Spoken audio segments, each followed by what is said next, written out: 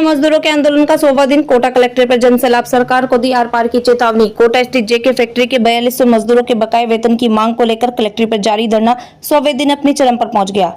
आज हजारों की संख्या में मजदूरों, श्रमिक संगठनों और जन संगठनों का जनसैलाब उमड़ा।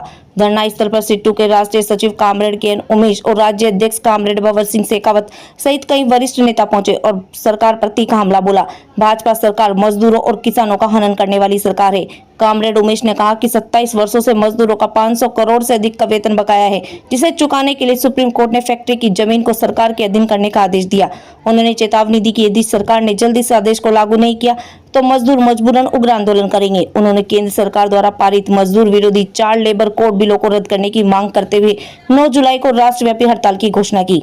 राज्य अध्यक्ष कामरेड भंवर सिंह ने आरोप लगाया कि सत्ता में बैठे कुछ प्रभावशाली लोग फैक्ट्री की बहुमूल्य जमीन को औने पौने दाम में हथियाना चाहते हैं। उन्होंने कहा सिट्टू किसान सभा और जनवादी महिला समिति इस आंदोलन को प्रदेश भर में लेकर जाएगी और सरकार को मजदूरों का बकाया वेतन चुकाने के लिए मजबूर करेगी।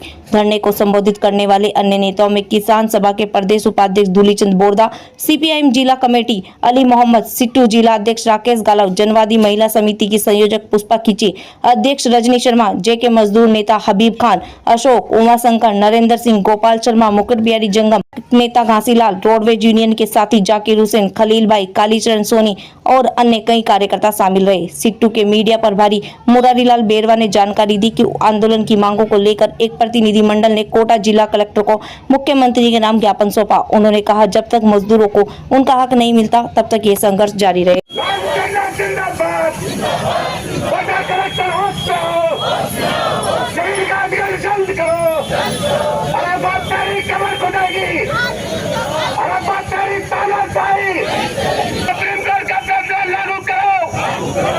भारतीय जनता पार्टी सरकार मुर्दाबाद, बजरंग सरकार मुर्दाबाद, बजरंग सरकार होश में जल्द करो साथियों। और जिला कलेक्टर आज भी आंख बंद करके यहाँ पर बैठा है। यहाँ से निकलता है, अंदर जाता है, बाहर निकलता है। इस आंदोलन के बाद में राज्य सरकार क्या कर रही है, जिला प्रशासन क्या कर रहा है, इस बात की कोई जानकारी और सूचना देने का काम जिला कलेक्टर अभी नहीं कर रहा है। तो निश्चित तौर पर यह इस बात का संकेत है कि अब यह आंदोलन जिस रूप में चल रहा था अब वो उस रूप में न चल के निश्चित तौर पर एक बड़े कदम के साथ, जैसा CI2 की पहचान है, एक क्रांतिकारी संगठन की पहचान है, 1971 में शहीद हुए साथियों की कसम खा करके आज इस बात का संकल्प हम ले रहे हैं कि कलेक्टर, राज्य सरकार, मुख्यमंत्री जी सुन लो, ना है तो ठीक है, नहीं तो हम तुम्हारी नाक भी रगड़ना जानते हैं। ये मजदूर नाक रगड़ के अपना ये समझ में इन मजदूरों को थका करके आप इस आंदोलन को खत्म कर देंगे। ये आज का ये जो आंदोलन 100 दिन है, इस बात का गवाह है। साथियों, अब ये आंदोलन जैसा आज हमारे राष्ट्रीय स्तर तक पहुंचा,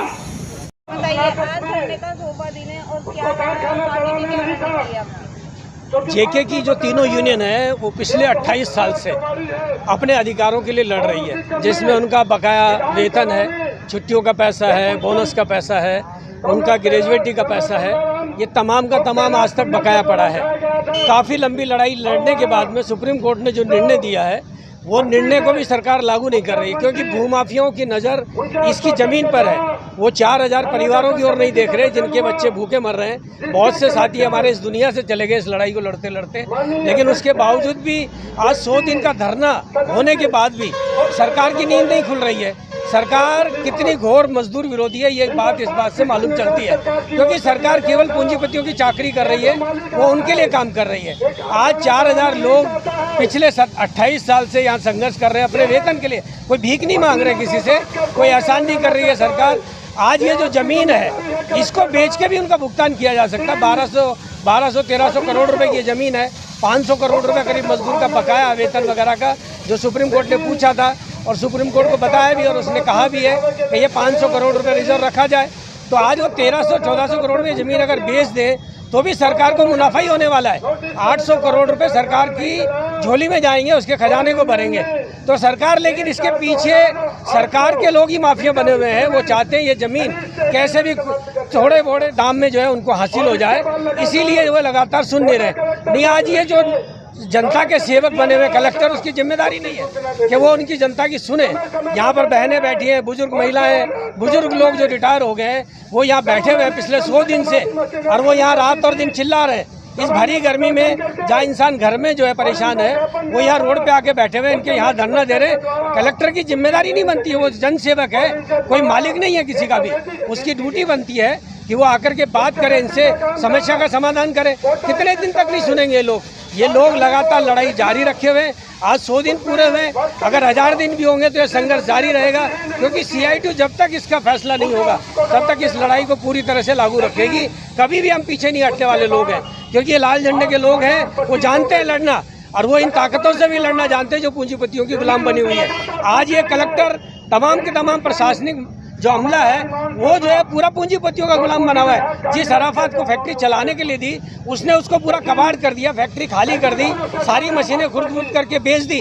उसको गिरफ्तार किया जाना चाहिए, बल्कि उसको गिरफ्तार करने के बजाय मजदूरों को परेशान किया जा रहा है। उनका जो हक है वो उनको नहीं दिया जा रहा है। तो हम आज इस लड़ाई को जो आए हैं, 100वें दिन हमारे राष्ट्रीय सचिव भी यहाँ मौजूद है, दिल्ली से आए हैं, मैं जयपुर से आया हूँ। हम इस आंदोलन को पूरा समर्थन कर रहे हैं और पूरी ताकत के साथ इस लड़ाई को हम लड़ेंगे और जीतेंगे।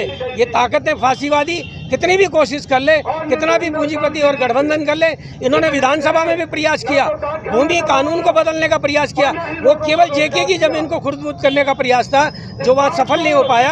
यहाँ 12 के विधायक ने उसमें समर्थन किया, कांग्रेस के लोगों ने उसका विरोध किया, वो कानून को बदल नहीं पाए और ना बदलने देंगे। अभी लोकसभा में भी ये मामला हमारे जो है सांसद वो उठाएंगे और ये राष्ट्रव्यापी आंदोलन बनेगा। इसीलिए ये 100 दिन पर मैं तमाम जो क्रांतिकारी साथी यहाँ हैं उनको CIT की ओर से बहुत बहुत बधाई देता हूँ और आलोचना करता हूँ इस सरकार की, भजन लाल सरकार की, जो कहती है हम गरीबों और मजदूरों के लोग हैं, उनकी सेवा के लिए हम सरकार में आए। ये डबल इंजन की सरकार केवल लोगों का खून पीने आई है, किसान और मजदूर की घोर विरोधी सरकार है। इसके चरित्र में ही हमेशा से आप देख रहे हो, ओल्ड पेंशन स्कीम को खत्म करके न्यू पेंशन स्कीम, अब यूनिफाइड पेंशन स्कीम लागू कर रहे हैं, जिससे कर्मचारियों को भारी नुकसान होगा। ऐसा कोई काम सरकार बताए जो किसान के पक्ष में कर रही है, मजदूर के पक्ष में कर रही है, आम जनता के पक्ष में। महंगाई दिन पे दिन बढ़ती जा रही है, लगातार मजदूर और कर्मचारियों पे हमले बढ़ते जा रहे हैं। तो हम इस लड़ाई को लगातार संघर्ष करेंगे और आगे भी हम जीते थे और अभी भी हम जीतेंगे, यही बात मैं कहना चाहता हूँ। भंवर सिंह शेखावत, प्रदेश अध्यक्ष सीटू। ऐसा है जी, आज धरने का 100वां दिन है। JK के मजदूर जो अपनी पुरानी वेतन को लेकर, ग्रेजुएटी को लेकर, अन्य देनदारियाँ हैं जो बाकी थी JK पर, तो लगभग उस टाइम 2001 में 260 करोड़ रुपए का आदेश दिया हाई कोर्ट का। उस आदेश को लागू कराने के लिए सुप्रीम कोर्ट ने भी इसमें कोर्ट किया 2023 में। वो क्यों नहीं, हमारे सरकार के पास अब जमीन इस सरकार की है नियमानुसार, सुप्रीम कोर्ट के आदेश अनुसार। तो सरकार इसको व्यवस्था के सरकार से ये मांग धरने दे के बैठे हैं कि सरकार से मांग कर रहे हैं कि इसको जमीन को अधिग्रहण करें और उसको बेच कर या किसी व्यवस्था को निकाल कर किसी जमीन को जो कुछ देकर मजदूर का वेतन चुका है 500 करोड़ लगभग ब्याज से 10,000 मजदूर 500 करोड़ होते हैं। धरने के आगे के लिए आज नहीं मानते तो हम धरने का नियम चेंज बताएंगे। आज हमारे लीडर आए हैं, सेंट्रल लीडर, धरने को नया दिशा देके जाएंगे। आज हमसे बात करेंगे, वो हमारी मीटिंग करेंगे, क्या रास्ता निकालते हैं वो, किस आंदोलन को कैसे तेज किया जाए, कैसे इसको हमारे ताकि सरकार झुके और हमारा पैसा मिले। अभी खान कॉमरेड घासीलाल गड़ोदिया, AICTU का प्रदेश महासचिव, भवानी मंडी टेक्सटाइल मिल में विलय करता हूँ। हमारे यहाँ 1 अप्रैल 25 से बिरला मैनेजमेंट के बिरला की फैक्ट्री है, राजस्थान टेक्सटाइल मिल, उसका एक यूनिट उन्होंने बिना पूर्व सूचना के सरकार से भी इजाज़त नहीं ली और ना मजदूरों को या यूनियनों को बताया, बिना सूचना के ही उन्होंने अपना आप बंद कर दिया कारखाने को। उसमें लगभग 1000 मजदूर काम करते हैं। ये उसके लिए हम संयुक्त मोर्चा बनाकर श्रम विभाग में के माध्यम से लड़ रहे हैं मैनेजमेंट से, और वहाँ पे जो है झालावाड़ में श्रम कल्याण अधिकारी के सामने भी हमने चीज़ें रखी है और हम ये कह रहे हैं कि कारखाना ये मैनेजमेंट अपने मर्जी से नहीं बंद कर सकता। अगर इजाज़त हो तो वो बतावे, कुछ भी नहीं लिया इन्होंने, और ये एक एक करके धीरे धीरे करके पूरा कारखाना बंद करके, ये इसकी सोच ये है कि अगर ये बंद कर दें और फिर चालू करेंगे तो 12 घंटे के इसमें चालू करने का इसका सोच है। राजस्थान में सभी जिलों में कॉर्पोरेट के द्वारा ज्ञापन दिया जाएगा? नहीं, सभी नहीं है, हर जगह नहीं है, कहीं कहीं हो रहा है ऐसा, हर जगह नहीं है। और ये जो मतलब कहीं कहीं हो रहा है ऐसा, हर जगह नहीं है। आपका नाम बताइए। मेरा नाम घासीलाल गड़ोंदिया है। शिवानी जी, आप कंटिन्यू 3 महीने से हमारे धरने पे आ रही हैं। यहाँ के कोटा कलेक्टर सारे हर बृहस्पतिवार को, महीने के हर बृहस्पतिवार को एक जाजम बिछाते हैं और दुनिया की समस्याएं सुनते हैं, हाड़ौती की समस्या सुनते हैं, कोटा जिले की समस्याएं सुनते हैं। हम यहाँ 3 महीने से बिरला जी से कहना चाहते हैं, जो हमारे देश की सर्वोच्च सत्ता, जो 543 सांसदों का संचालन करते हैं, और वो कहते हैं कि ये सही है और ये गलत है, आप बैठ जाओ, आप उठ जाओ।